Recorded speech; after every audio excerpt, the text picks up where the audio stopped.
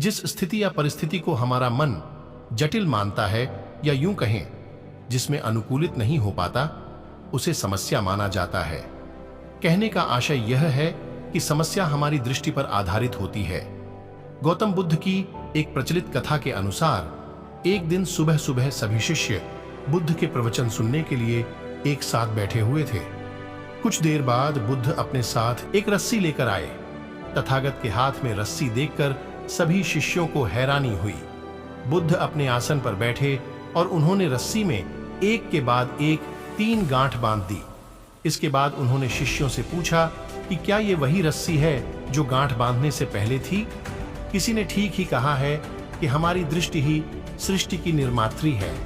बहरहाल कभी कभी जीवन में बाहरी कारणों की वजह से हमारे सामने ऐसी विषम परिस्थिति उत्पन्न हो जाती है जिसका सामना न चाहते हुए भी करना पड़ता है। ऐसी दशा में हम क्या करें और कैसे उससे निपटें, अर्थात वस्तुगत रूप से कौन सी प्रक्रिया अपनाएं, इसे समस्या समाधान कहते हैं। जीवन में समस्याएं तो आती ही रहती हैं। दरअसल समस्या विहीन जीवन की कल्पना नहीं की जा सकती। समस्या आने पर उसे कैसे हल करें, यानी उसका समाधान कैसे निकालें, इस संदर्भ में कुछ महत्वपूर्ण बातों को जान लेना जरूरी है। जैसे सबसे पहले मन में झांकें कि कौन सी ऐसी बात है जो आपको मूल रूप से तनाव दे रही है। हो सकता है कोई व्यवहार हो या फिर विचार या भाव। समस्या के समाधान का दूसरा पहलू संभावित विकल्पों पर विचार करना है। आपके मन मस्तिष्क में उसके हल के लिए जितने विकल्प हो सकते हैं उन्हें लिख डालें। इसके बाद तीसरी महत्वपूर्ण बात है सबसे उपयुक्त विकल्प का चयन करना।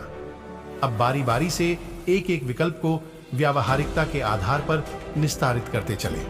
कहने का आशय यह है कि जो सबसे ज्यादा उपयुक्त लगे उसका चयन कर लें। ध्यान रहे एक एक कर विकल्प को खत्म करते चलें और उसे कागज पर भी निपटा दें, अन्यथा बार बार ध्यान उन विकल्पों पर जाएगा और समय यूं ही बर्बाद होता रहेगा। इस तरह की क्रिया अपनाने पर जो विकल्प अंत में बचेगा वही सबसे उपयुक्त होगा। इस प्रश्न के जवाब में एक शिष्य ने कहा कि तथागत, इसका उत्तर थोड़ा मुश्किल है। ये हमारे देखने के तरीके पर निर्भर करता है। एक तरह से तो रस्सी वही है, इसमें कोई बदलाव नहीं है। एक अन्य शिष्य ने कहा कि अब इसमें 3 गांठें लगी हुई हैं जो कि पहले रस्सी में नहीं थीं। इसे बदला हुआ भी कह सकते हैं। कुछ शिष्यों ने कहा कि वास्तव में मूल रूप से रस्सी वही है लेकिन बदली हुई दिख है, लेकिन इसका मूल स्वरूप बदला नहीं है।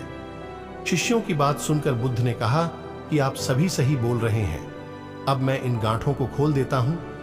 ये बोलकर बुद्ध रस्सी के दोनों सिरों को खींचने लगे।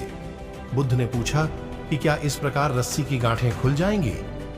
सभी शिष्यों ने कहा कि नहीं, ऐसा करने से तो गांठें और ज्यादा कस जाएंगी, इन्हें खोलना और मुश्किल हो जाएगा। बुद्ध ने कहा कि ठीक है, अब एक अंतिम प्रश्न, इन गांठों को खोलने के लिए हमें क्या करना होगा?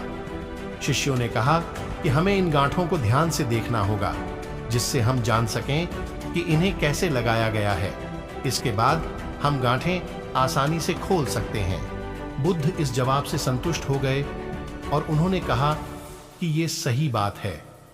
हम परेशानियों में फंसे रहते हैं और बिना कारण जाने ही उनका हल खोजने लगते हैं, जबकि हमें पहले समस्याओं के मूल को समझना चाहिए। जब समस्याओं की वजह समझ आ जाएगी तो उन्हें सुलझाना बहुत ही आसान हो सकता है।